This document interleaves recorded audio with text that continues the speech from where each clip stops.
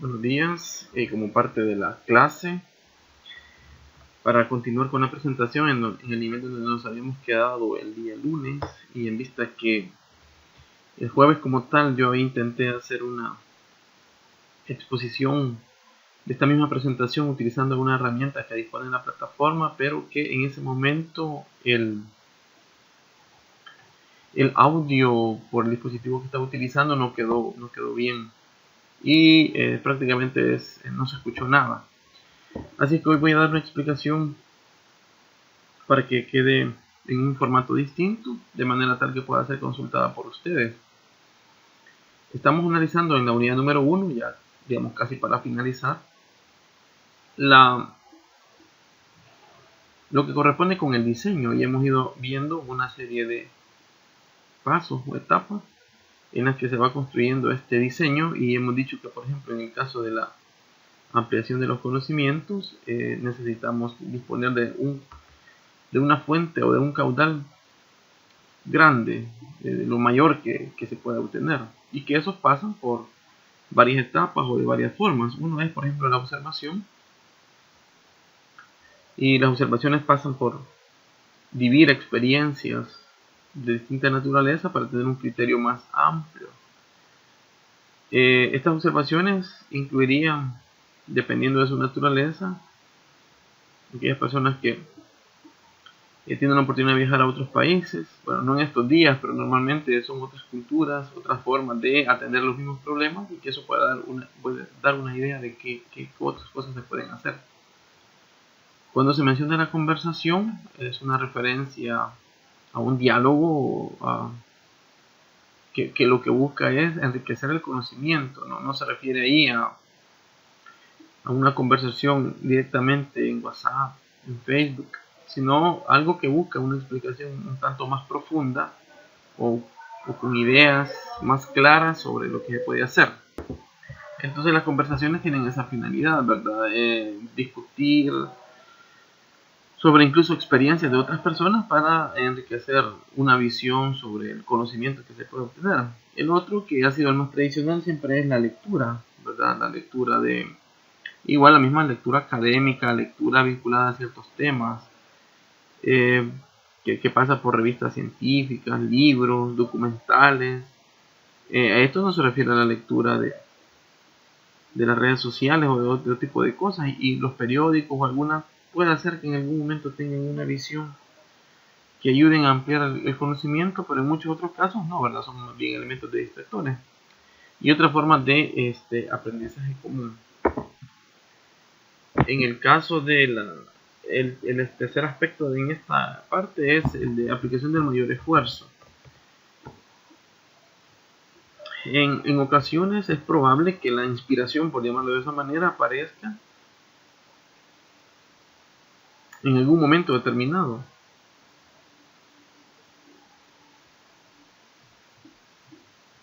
Y aquí depende también hay un esfuerzo humano que hay que aplicarle para tratar de encontrar alguna solución.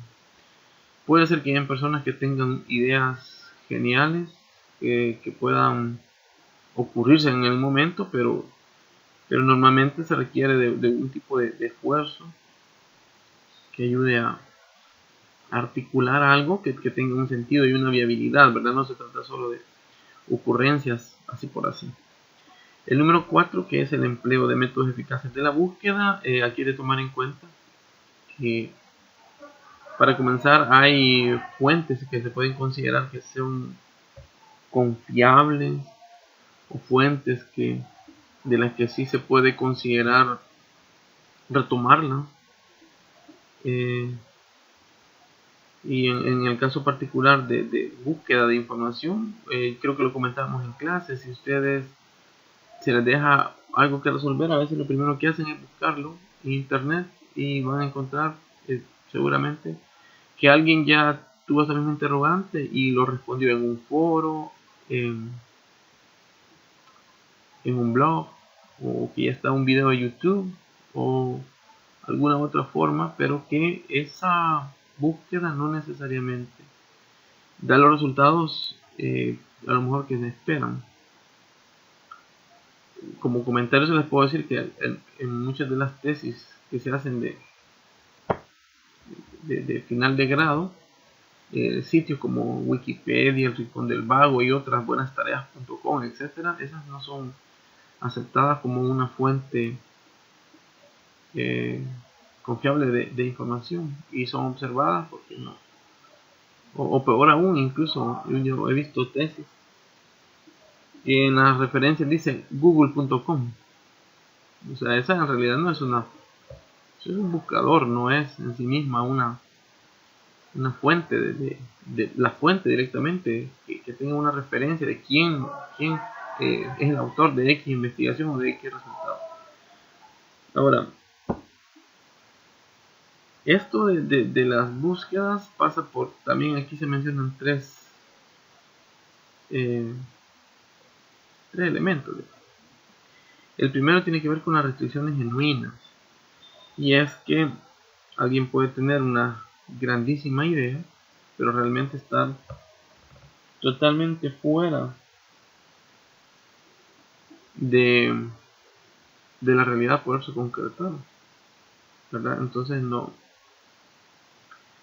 habría que considerar que ciertas cuestiones tienen unas restricciones reales. El segundo de estos aspectos es los conocimientos limitados, y es que la capacidad de conocer está muy limitada porque nosotros solo podemos tener acceso a ciertas cosas de todo lo que existe del conocimiento.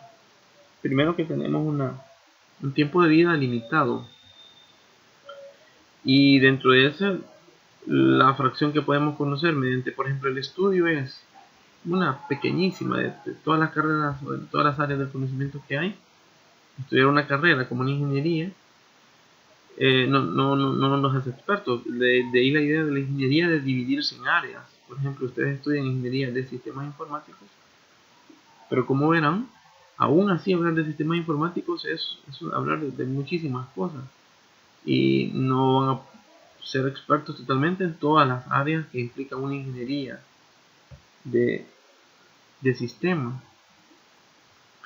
Porque aunque por poco, digamos, aparecen en la currícula, pero tendrían que saber aspectos sobre hardware, y eso solo apenas hay una asignatura que se llama arquitectura de hardware. Eso quiere decir que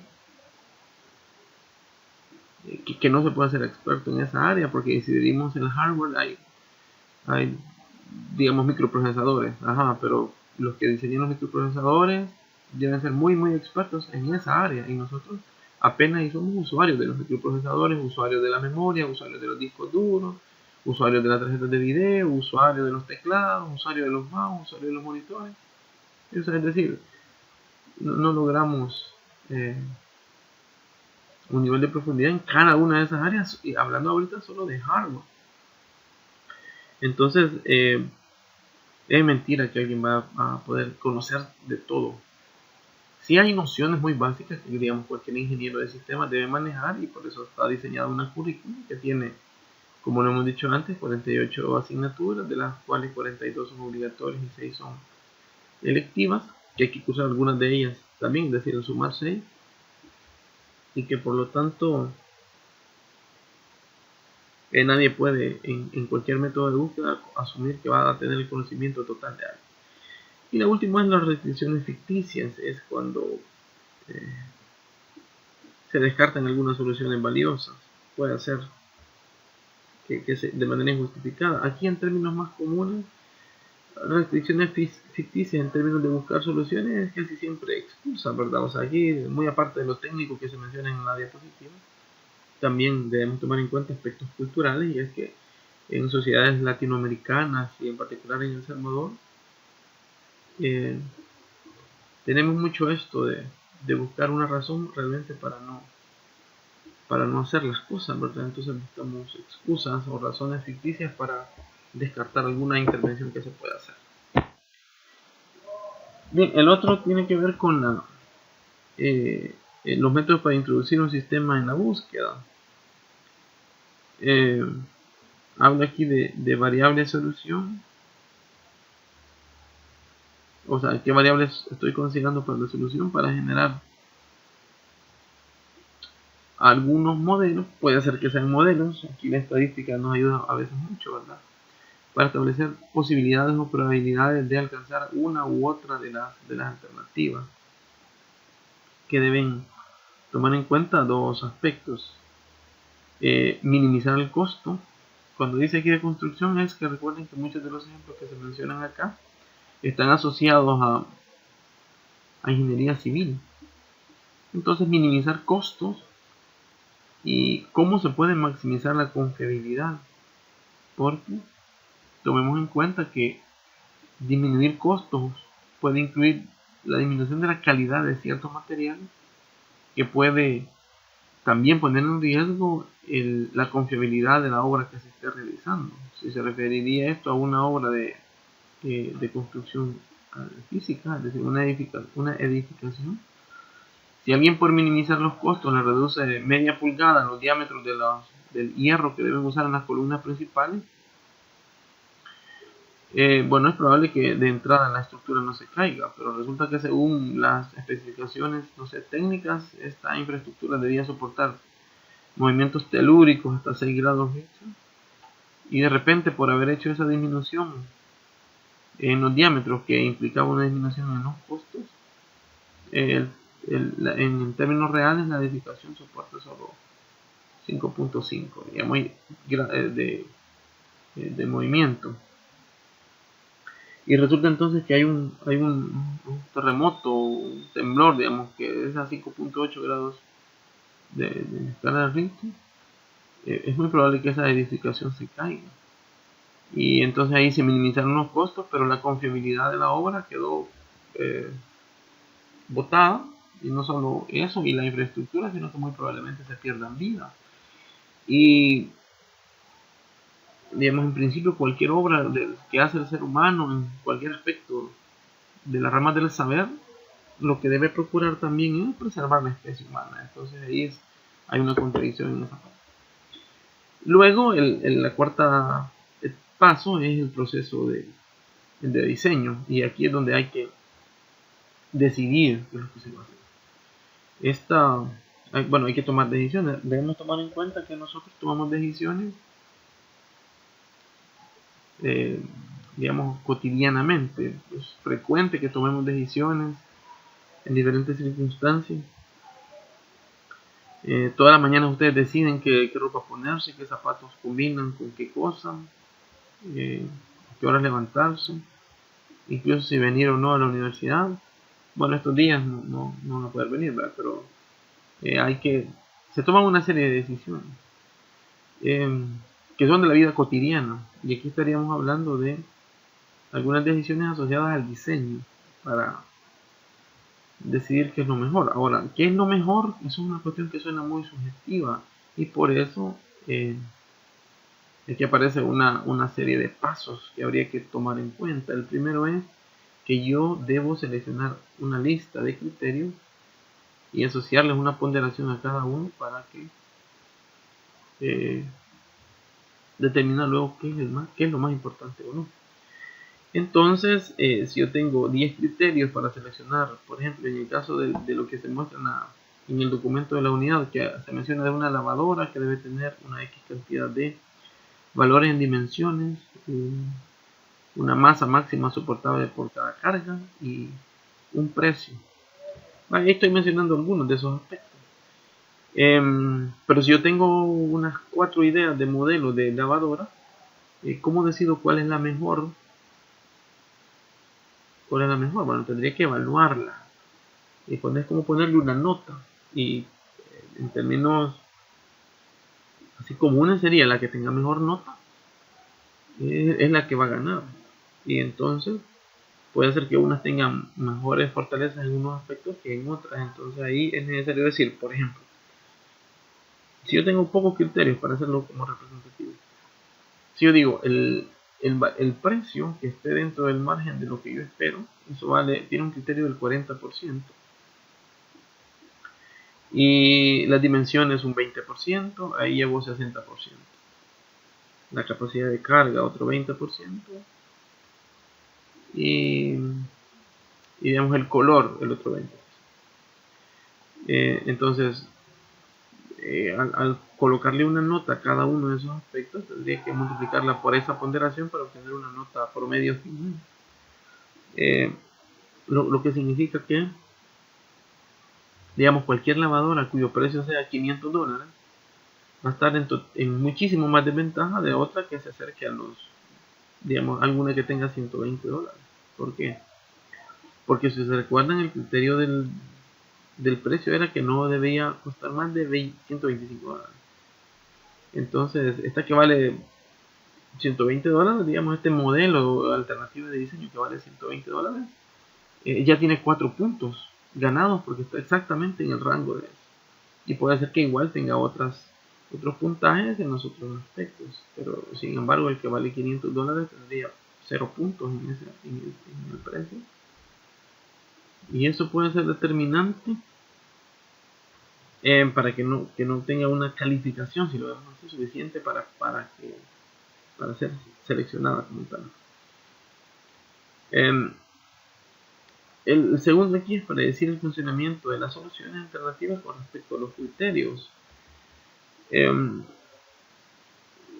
Bueno, este predecir pues, tiene más o menos que ver con eso que ya les mencionaba, ¿verdad? Si yo ya sé cuáles son los criterios que yo tengo, un poco a priori yo puedo incluso saber o deducir o suponer cuáles serían las alternativas que definitivamente no pasarían. Por ejemplo, si yo tengo una lavadora que cumple las dimensiones, la capacidad de carga, pero tiene unos materiales tan finos que hacen que su valor suba a $1000, entonces yo como ya sé los criterios, yo puedo predecir que de alguna manera esa lavadora no aprobaría el test. Ahora, el tercer paso sería comparar las alternativas sobre la base de estos funcionamientos predichos, es decir, yo puedo seleccionar previamente algunos y luego incluso valorar alguna revalorización o un recambio en los criterios, ¿verdad? Pero en principio no se hace así, porque se debe esperar que todas las alternativas compitan con los mismos criterios por un factor de justicia. Pero si yo ya tengo entonces las 4 alternativas y veo que unas son viables o que es mejor para los propósitos de los requerimientos, entonces lo que toca es hacer una elección, es decir, decidir cuál es por la que se va a optar. Y en el orden de los pasos, este sería el último, sería la solución, ¿verdad? Especificar la solución. Este sería el último paso. Entonces, si hablamos del proceso del diseño, no estamos hablando de la construcción directamente de un producto terminado, ¿verdad? Entonces, se va a elegir la forma en cómo se va a presentar esa solución. Pueden ser croquis, apuntes, cálculos, o puede ser que no describa los atributos físicos y de las características de cómo funciona la solución, pero eso en el lado de la entrada. Pero en el lado de la salida sería normalmente son planos, informes técnicos que describen, ¿verdad? Y de manera detallada. Recuerden que un plano no tiene la posibilidad de escribírsele de explicaciones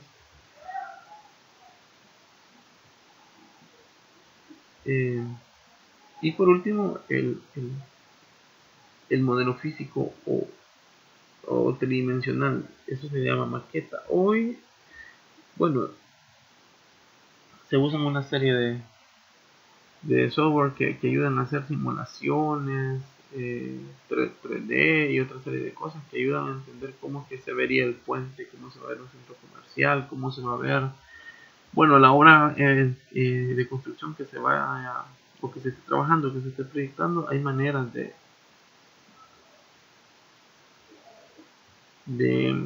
tenerlas que no necesariamente pasan por el aspecto físico, o sea, es decir, la maqueta así como a cierta escala de lo que representaría como tal. Bien, ahí termina el proceso del diseño. Hoy entramos digamos, casi penúltimo de los contenidos, que tiene que ver con la ingeniería y la sociedad. Bueno, digamos, cualquier área del conocimiento no está aislado de la realidad a la que pertenece. En este caso, todos los sistemas que nosotros ya conocemos, de economía, educativo, social, político, religioso, militares, en realidad dependen mucho de las obras de ingeniería. ¿Por qué? O sea, depende de las obras de ingeniería en sentido general. Es decir, los ingenieros, en el caso de los civiles, que son están involucrados en procesos constructivos. ¿Qué quiere decir? Yo puedo tener un edificio para un hospital, o puede ser para unos apartamentos de lujo, o puede ser para una bodega industrial o una fábrica que administra un proceso productivo específico. Puede ser el nuevo palacio legislativo para los diputados. Es decir, obras de ingeniería en realidad sí son necesarias. Y cuando dice que influyen sobre la conducta humana, y por medio de las obras que están alterando el ambiente de la comunidad. Y de cierta manera, bueno, aquí está como entendido al área de la construcción, pero ciertamente las edificaciones en sí mismas establecen como una serie de reglas que rigen en cierta medida la conducta humana como tal. Entonces, así es. Antes, por ejemplo, en los centros comerciales no se cancelaba, o sea, no se pagaba una cuota por el estacionamiento. Pero hoy, que prácticamente cualquier centro comercial, para entrar hay una pluma y hay un mecanismo para emitir un ticket que le registre la hora de entrada. Digamos que eso está cambiando esa forma de la conducta, que luego hay que usar máquinas como en este caso lectoras de estas bandas o estos tickets que implica adaptarse de alguna manera, cambiar nuestra conducta para hacer eso.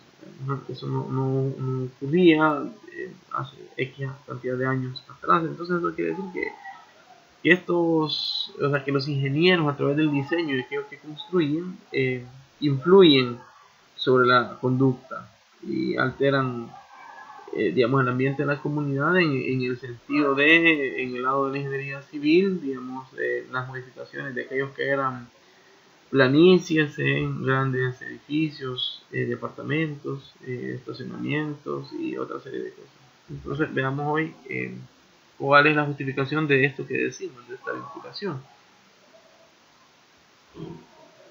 Aquí dice que debido a que las obras de ingeniería tienen extensos efectos sobre la gente, se deben dos cosas: conocer y tener presente. Entonces, conocer la sociedad sobre la que se influye, eso implica entender el contexto de la realidad de eso. Porque los diseños de los proyectos satisfacer las necesidades y gustos de la gente. Pero hay cosas que sí definitivamente no son de gusto, porque caen en tomar en cuenta ciertas ya restricciones propias del diseño, ¿verdad? También hay que conocer por qué o de qué manera se pueden predecir los efectos de las obras. Aquí siempre hay una gran discusión alrededor de los efectos, por ejemplo, de construir una nueva urbanización. Pasan porque modifican topográficamente el suelo y es probable que luego tengan dificultad para darle tratamiento como debe ser en las aguas negras, por ejemplo, y los efectos directos en la contaminación o en el medio ambiente que pueda esta contaminación y los efectos que pueden tener en el medio ambiente. Ahora, conocer cómo se pueden estudiar, cómo se puede lograr esto, bueno, estudiando asignaturas como psicología y sociología, que tienen que ver con el análisis del comportamiento humano, tanto a nivel individual, que sería por ejemplo la psicología individual, o las reglas implícitas o tácitas que se crean en la sociedad como tal, ¿verdad? Muchas de ellas tienen un arraigo cultural muy grande, pero que de cierta manera eh, siempre deben ser consideradas. Y ahora, en el otro cómo es aprendiendo para cada problema, las necesidades, preferencias, valoras, no sé qué, no sé qué. Si usted genera una solución que riñe contra eh, los, los valores de una cultura, de una familia, de unas personas, definitivamente eso no prosperaría.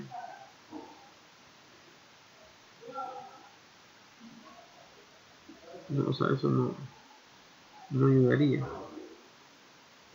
Porque entrarían en riña con estos, digamos, con los valores o preferencias que definitivamente están muy arriba. Ahora, por el otro lado, hay que tener presente a la sociedad, ¿verdad? En las soluciones que se producen, por la participación en los asuntos que tienen que ver con la vida pública.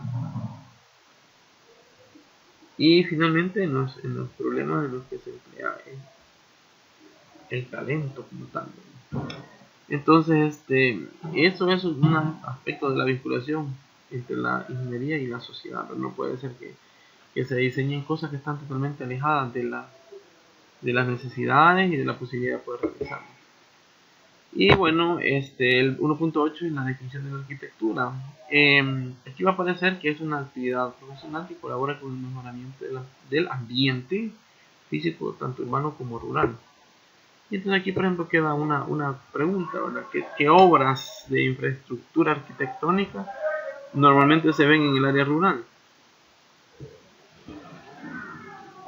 Entonces decía que en el área rural a veces es bien difícil encontrar obras de infraestructura que tengan que ver con como un diseño específicamente que la arquitectura ha propuesto como tal. Aquí sabemos que al final los seres humanos ocupamos diversos espacios, como espacios de habitación. Por ejemplo, si alguien está construyendo un edificio, no es lo mismo un edificio de habitación que trabajo, que un hospital, que una universidad, que un hotel de playa, que un polideportivo o unas canchas. Es decir, cada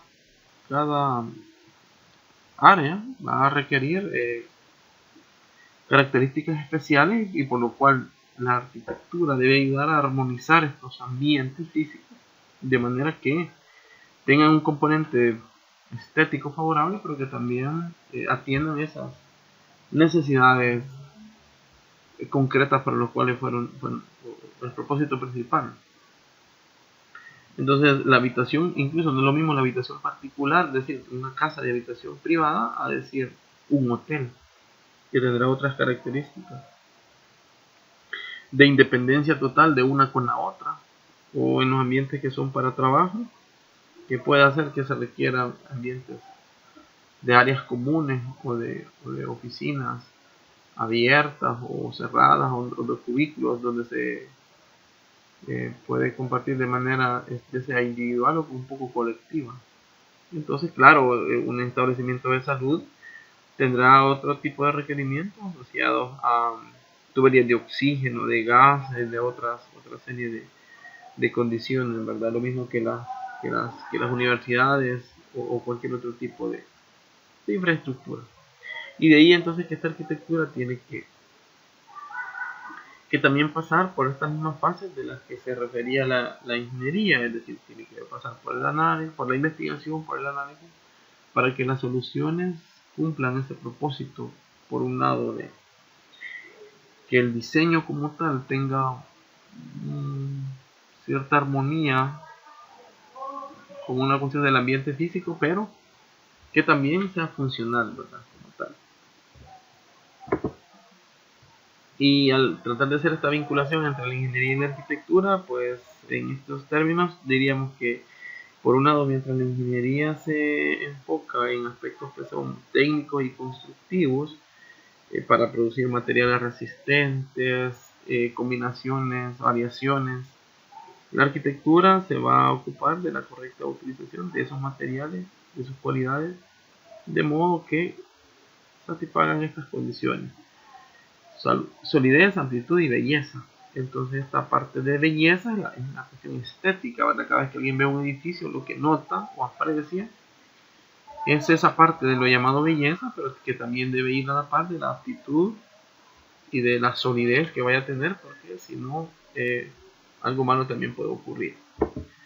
En la presentación aparecían estos ejemplos que no son locales, pero que son puentes, por ejemplo, que son infraestructuras que representan una utilidad, pero también tienen un componente que afecta la manera en cómo el ambiente, por ejemplo, un puente, aparte de ser una obra impresionante de infraestructura, de obra de ingeniería y arquitectura como tal, también afecta el ambiente visual, es decir, después se va a hacer hasta ícono de la ciudad. Si ustedes se ubican aquí en la ciudad de San Vicente, uno de esos iconos representativos, y que es una obra también, digamos, una obra física, es la Torre de San Vicente, que bueno, como sea, fue construida y que a pesar de los terremotos del 2001 ha podido ser reparada, y que hoy tenemos digamos, esa obra que ha perdurado por el tiempo y que es representativa de la ciudad de San Vicente.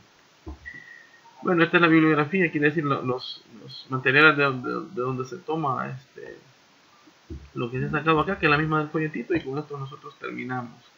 Bien, con esto terminamos, como les decía, la unidad número 1.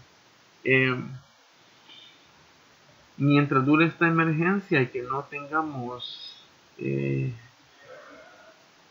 actividad en físico, o sea, clases presenciales, veremos la manera en cómo a través de estos medios o de la plataforma misma podemos ir solventando la explicación de los contenidos de las unidades, y hasta más adelante discutiremos sobre posibles evaluaciones, porque estamos a la espera de indicaciones como más definitivas de parte de la propia universidad.